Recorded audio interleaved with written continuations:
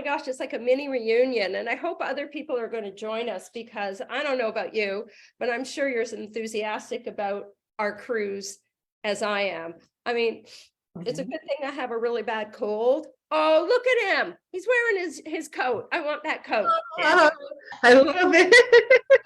If I didn't have a bad cold, I would be everywhere spreading the word in person about how fantastic this cruise was. Not just the experience with the expedition team, which were like phenomenal, but just in-house, the ship experience as well was incredibly comfortable, because I know there's a lot of cruise lines out there that, you know, promote themselves as being really high end. And then you got those that are a little more rough it. You've got bunk beds. And this one is just positioned smack dab in the middle. You're getting the best of both worlds with Atlas Ocean Voyages. I just loved it. And yeah, and you know, and I'm telling everyone that, you know, if you don't book by Friday, you're going to miss out on the 2-for-1 special. So yeah, I'm thinking of putting myself back on a ship. They've got one, the one at the very end of the season that's coming up. It will leave Ushuaia and it goes to BA, goes all the way to Buenos Aires. So that would be really interesting. Yeah. That would be a really interesting voyage. Definitely. So perhaps that. But does anyone have anything they want to mention about it? Like, did anyone get their coat?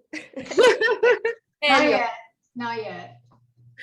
I thought you did a great job. It was beautiful, luxurious, and it really did give us a lot of adventures as well, which I think is so amazing. More than I even expected, because I had no idea what was happening. Neither did I. I had no idea what to expect, because I've not been on a ship such as the World Traveler. I've been on river cruises, which have under 200 guests, but this ship, you know, was just so roomy for a ship with less than 200 guests on it. It was just absolutely amazing. There was never a time when we were short on lounge space if we wanted to gather together. And the open decks for when the times if we weren't doing any landings, if we took pictures from the decks, there was plenty of opportunity from the forward all the way to the stern to get pictures, and along the sides. It was just amazing. I know I put one video together in haste, and then thankfully Helen let me know that there was a couple of pictures there so I'd go back in and remove them, you know. Just the ones they asked us, you know, we went behind the scenes sort of pictures. Yeah, and so I kind of moved that one out. But in any event, I'm putting up a new longer version in my YouTube, so I'll be not boring, but blasting it out to everyone. So I don't know if any of our guests who were not on the sailing, if anyone has any questions that they want to ask us, because you've got a good number of people that were on that ship, and we're more than happy to answer any questions you might have. Here's one. Okay, we got a question here. Do we have to wait a lot to get on land? Okay, so first off, to be able to go to actually make land in Antarctica, your ship has to have less than 200 guests. So you're going to get a lot of the bigger ships that are going to do Antarctic itineraries, but it's going to be more of a cruise by. So when you're on a smaller ship, one that's a purpose-built or one that's been retrofitted to just accommodate 200 or less than 200, then you're going to go on land. At any time when a ship is letting people off to explore, they're limited to 100 passengers at a time. So what they did was was it A through F? They created groups. They did, and I think on a couple of the stops, it was only 60 people that could get off the ship at a time. Right, and so they monitored, and so they would allow people off, and that was great. Let's say the first group got off at 8, and the next group is going to go down later and later and later in the morning. So it was staggering. People were coming back while other people were leaving. And the goal is 2 landings a day, but everything is contingent on weather. I mean, there was a couple of times where I think the first time we got out in the Zodiacs, it was just scenic cruising because the staff did not have time to go make it to land to check out to see where all the wildlife was and to put the cones just to determine where we can walk, because you can't just take off wherever you want. You've got to walk within certain areas.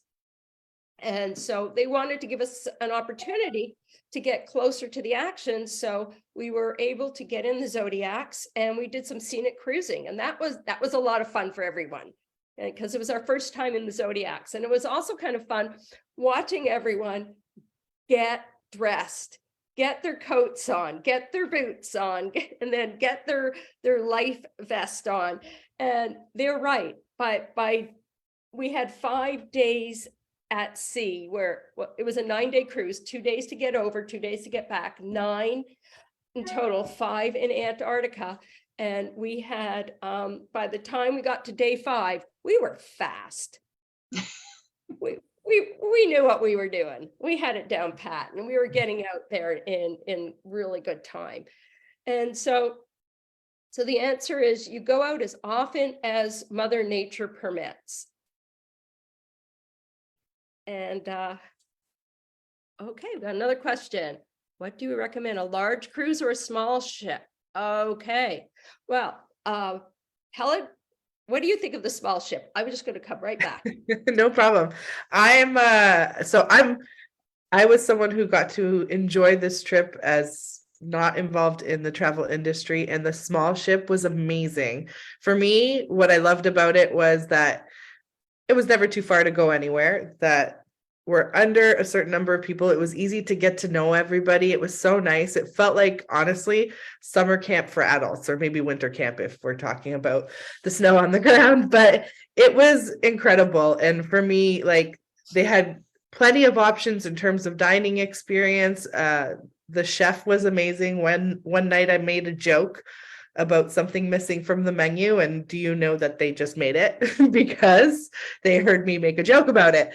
And then they had, even all day, they had a little cafe that you can go get treats from.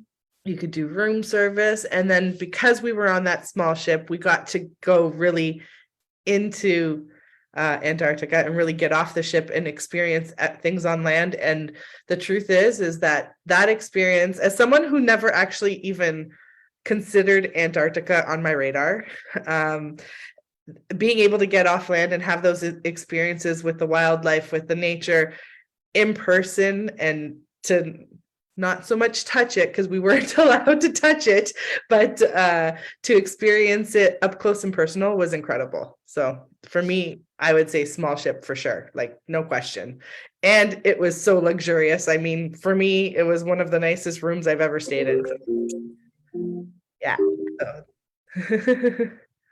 So I'm gonna turn my phone off. How's that?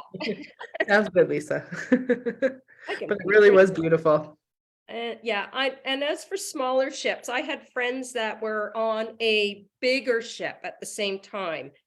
And they had asked me if I wanted to join them on their cruise. And it was like, no, I'm happy getting off the ship. Now they did a very different itinerary. They did South America and they went down a bit into Antarctica and they got all these beautiful pictures, but because they were on a larger ship, they were not allowed to disembark. And then they went up the Chilean coast, they went to the Falkland Islands and all sorts of places. I mean, they had a fabulous cruise.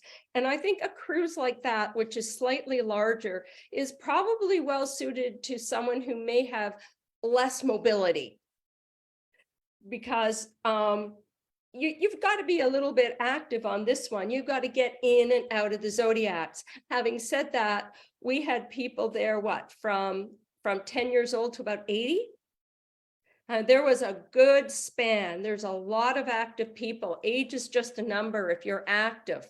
And there were a lot of seniors with their families. And I saw a lot of seniors with families, especially the little girl. But we only had one little girl on the ship because you don't get a lot of children on a cruise like this.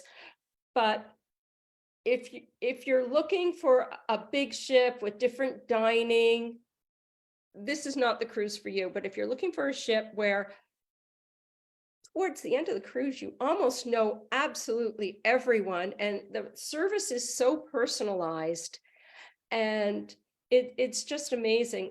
I myself am a fan of small ship cruising. If it were not for this ship, my next favorite is always the rivers. The river cruises, the small ships. I like the intimate experience. I like the learning experience. You learn on this. Also with the big ships, when you go on the big ships, you have to purchase your excursions. When you're on a ship like this, your daily excursions are included. I mean, they have a couple of extras, one being kayaking. If you wanted to sign up for kayaking in advance, that's an extra. But by and large, everything is included in this. Whereas with the big ships, you're looking at your gratuities, you're looking at your beverage package. You're not dealing with this with Atlas Ocean Voyage. Everything is all taken care of it at the get-go.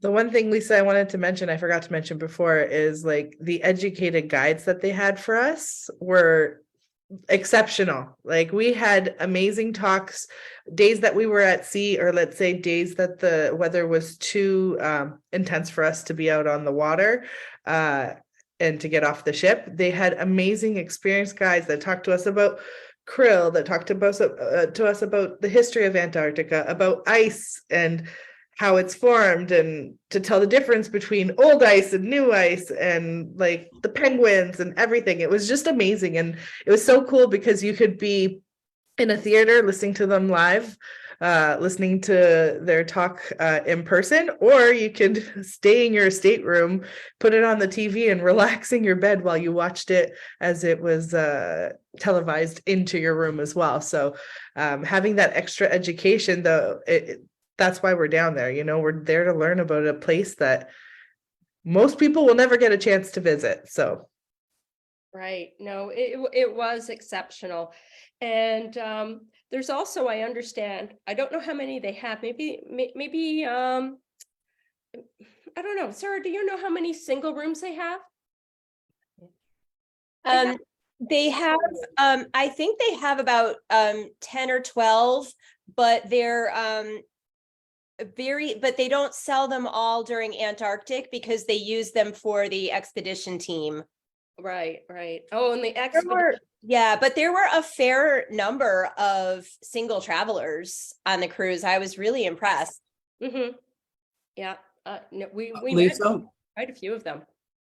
Lisa, one more thing about the small ship experience. Since we were on the sister ship, the World Navigator, in Norway, which was a different kind of cruise because it wasn't expedition oriented. You'd come into this tiny town at the head of a fjord, and 100 people would get off, and it was so nice. And then a cruise ship would pull up to the dock with 5,000 people and the town is done. I mean, you might as well just leave, because it changes the experience entirely. So we could, it's just kind of a smaller footprint concept, whether you're going on actual expeditions or just touring in a town. I mean, that is so true. I know that in about 2.5, 3 weeks, I'm doing a med cruise, and I'm probably going to be one of 4,000 people on the ship. It's going to be crazy when we get into port. It will be absolutely crazy. And I really like this sort of cruise because, like Helen pointed out, the only people we saw from when we first embarked to the time we got off to go walk around at Ushuaia the last night were other people on the ship. You don't see anyone else, not in Antarctica. There could be people, there could be other ships in the area, but they're doing their landings elsewhere. There's no overlap. There's absolutely no overlap. So you really do get an opportunity to hit the ground and explore and take in the environment. It's just like when you do the rivers, where you go to small towns that the big ships can't get to. You're seeing something unique. And then that's another thing with Antarctica, is because it's so driven by the weather, every time you go, it's going to be something different. The weather's going to be different. The icebergs are going to be in a different position. There's going to be different ice floating by. There's all sorts of things that make it different each and every time, which is why I'm trying to convince myself not to book it right away. I want to go back. I want to go back so badly. As someone who never thought I would go to Antarctica ever, I would even go again. I know Sarah and Tom got to enjoy the kayaking.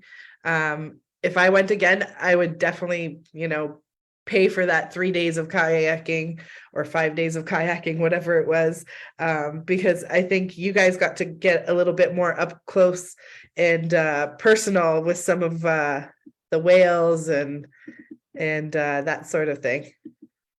Yeah, I know myself. I slid on 2 occasions on 2 different days, and I'm like, oh no, I'm touching the ground. Everything is pristine. For those that haven't been there, they give you boots to wear. You have to wear their boots. And when we did our scenic cruising, that was fine. We just put the boots on, got in the Zodiacs. But the days that we were doing actual landings, we had to go through a boot washer. And it washed your boots in the bottom of your waterproof pants, and you went in and you went through the boot washer on the way back. You don't want to introduce anything to the environment. Everything has to be kept pristine. And so, I'm just looking at one of my slides there. It's on backwards. I really loved, I think our last day, we got this fun experience. We got to see some baby penguins, or juvenile penguins, I think they were. Oh, yeah. It was so fun. Basically, it was like a group of them walking across, and they had their downy fur, so they couldn't go in the water, and they had no choice but to walk past us. And you can tell that, like, they were looking at us green aliens in our jackets, and they had to basically get the guts to walk past us. And we had rules, we had to stay 5 feet away from any of the wildlife, 20 in the water, I think it was. But we had to sit still, and these baby penguins had to build up the courage to walk past us. And they may have come a little closer. We weren't allowed to touch them, but they were so darn cute, and you could see them run to their parents on the other side. It was amazing. Yeah. They were pretty cute. I know. Well, I just wanted to, get together with everyone, say hello. And then if anyone had any questions, I just wanted to go on about how fabulous the Antarctic is. It's just so incredible. And if nobody has any questions, they could always reach out to me later. I'd be more than happy to answer them. And Lisa, I have an idea. For those of us that were on this trip, at the end of our trip, the expedition team, they all mentioned their wow moment. Maybe anyone who was on the trip, if they could share their own wow moment, that would be really fun. okay. I think mine was that I actually did the polar plunge. I thought I'd chicken out at the last minute. I wanted to do it. Because I went around telling everyone I was going to do it, and I didn't want to embarrass myself, but I really thought I was going to change my mind. I was so proud of you. That's my wow. It's a Yeah. personal wow, aside from the majesty of seeing Antarctica. So Lisa, do you have a cold now because of the polar plunge? No, I do not. I felt great. I got on the plane in Buenos Aires, and there was a guy behind me who sounded like this and coughing. And I turned towards Helen and went, oh no. And foolish me did not put a mask on, because he moved his seat. He moved, he saw an empty seat and he moved over. Oh, did he move? I didn't even notice. He moved. And so I thought, okay, well, I don't have to wear my mask. You know what? I traveled during COVID restrictions, And I wore a mask whenever I flew. You know, I didn't fly a lot, only flew 3 times, but I flew 3 times during, all the restrictions, and I never got sick once because I had a mask on. So I'll be wearing a mask at the end of next month when I get on that plane. Mhm. Neil, did you have a wow moment? I had a couple. The first time I met Helen, I had a couple of wow moments. First off, big picture, really enjoyed the whole experience. My wife and I travel a lot. We sail 3 or 4 times a year. We're running out of places to go to in this world, which is a good thing. Antarctica was always one of the things that we were kind of saving for the end because the price point was so high. I think Atlas has done a great job of coming up with a really nice product at a price point that's going to let a lot of people into this market, into this beautiful place on the earth that frankly it wasn't realistic before. So I think that's really cool. We also kayaked, and other than some of the amazing people we got to meet, the kayaking was by far our favorite. My first wow moment was just sitting in this brash ice and just listening to the peacefulness of it. You can hear the glaciers cracking. You can hear a little bit of wildlife, but not hearing the trains, not hearing the airplanes was something that I hadn't experienced in a very, very long time.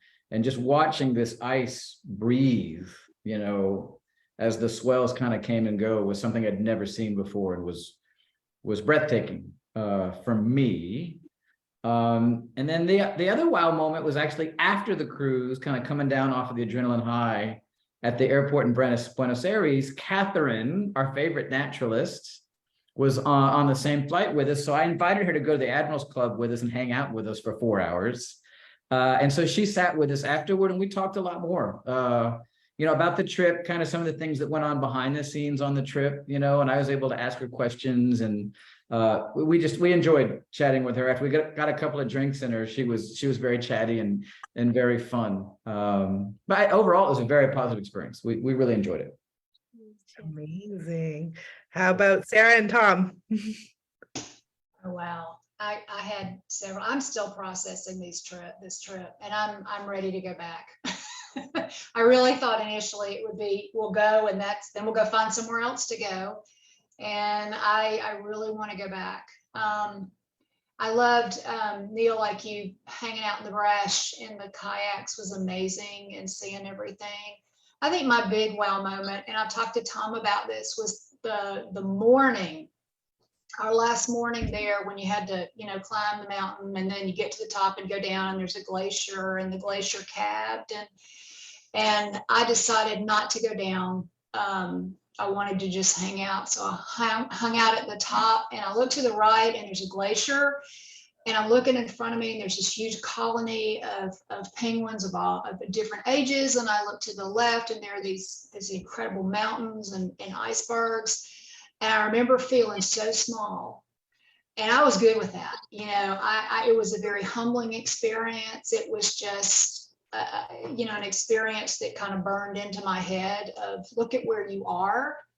And all this stuff is not important. I kind of had a universal spiritual moment, maybe, I don't know, but that's my big one, I think, right there. What about yours, Tom? I don't know that I can narrow it down to one. I mean, you're out in the wilderness, one of the nicest things was that everybody was really respectful of the wilderness and each other, and we could enjoy the silence. And there was so much in that silence. Yeah, I love when Jean-Roch told us to remember to take a moment and just breathe, put your phone away, and just breathe in what you're seeing. And I actually was brought to tears one day because it was just so intense. It was so intense. It was amazing. How about Sarah and Daniel? You guys, wow moments? I got lots. No, I don't know about, there's so many specific wow moments, but 2 things that I've been thinking about a lot in reflecting on the trip is, and think Lisa mentioned it already, but the fact that we went somewhere where we did not see other people. As I don't think that I've ever been anywhere where somehow along the way we didn't run into other people. And that the other thing was that there was nothing to buy. There wasn't a store, there wasn't a gift shop, there wasn't even like a little craft stand, nothing. There was nothing there. And I thought that was so refreshing. Well, there is something to buy, yes. But that there was some place that you could go, that there wasn't a shop and other people to run into was kind of amazing. It was. Yeah, I've got to echo what everybody else said rather than repeat those things, because I think we all have that feeling of, wow, this is wilderness. I've never been any place. I've been in a lot of wilderness and never a place where you couldn't hear an airplane go by at some point. And you don't realize that there are airplanes all around you. Right. Until they're not. Right. You That's know? right. I mean, it It was really almost eerie, how quiet and serene it was. Yeah, I would recommend, if you feel like a long book about Antarctica, the last place on Earth, the story of Edmondson and Scott racing to the South Pole. It's quite incredible. But just a tiny wow moment. We got woken up one time by a whale blowing outside our cabin. I mean, right outside. And we didn't run for the cameras or anything like that. We just ran out to see the tail disappearing. But I've never been woken by a whale. That's awesome. I get woken up by a husky, but not by a whale. Yeah. I Incredible. thought you were talking about when I knocked on your door, but that's besides the point. That was something different. Yeah. Oh, Oh, and those those- penguins, oh my God. They're so cute. Those babies though, I mean, apparently they have, for those who don't know, they actually have babysitters that will leave the colony and watch over the juveniles and walk them back. And then and sometimes the mother, when they see them, will run away, so that like if there's a pair of them, they have to chase after the mom and I guess find out who's strongest and who's going to get some Right. Survival of the fittest. Yeah. I know somebody was asking about pricing, and it's driven by the duration. So some of the sailings are 9 days, some of them are as long as 14 days. So that's going to drive the price. But let's just say the least expensive, and it's driven by the date as well. The least expensive is around 8,000 US plus tax. Tax is around 450, but then that changes too, depending on your departure date. And like I said, until March 31st, that 8,000 or whatever rate would be 2 for 1. That's your lead-in rate, your smaller cabin, your cabin without a balcony. They've got successively different categories that you can book into. I know Helen and we had a stateroom with a French balcony. I loved it. It was great. Floor to ceiling glass, and the half of it comes down, stick my lens out and take photos right from the room. It was great. I think for a cruise such as Antarctica, it was perfect, to be honest with you. And again, speaking as someone who's like not in the travel world at all, other than enjoying the views of travel, if anyone's even thinking about doing it, honestly, jump on it, because I would do it again. It was amazing. Just incredible. I mean, look at that picture behind Lisa right now. It's so amazing. That, And that's yeah. not even, that doesn't even do it justice. Yeah. Doesn't even do it. No, it's so majestic. It really is. It just takes your breath away every time you look here, and you can't believe what you're seeing until you look here, and then it's equally spectacular.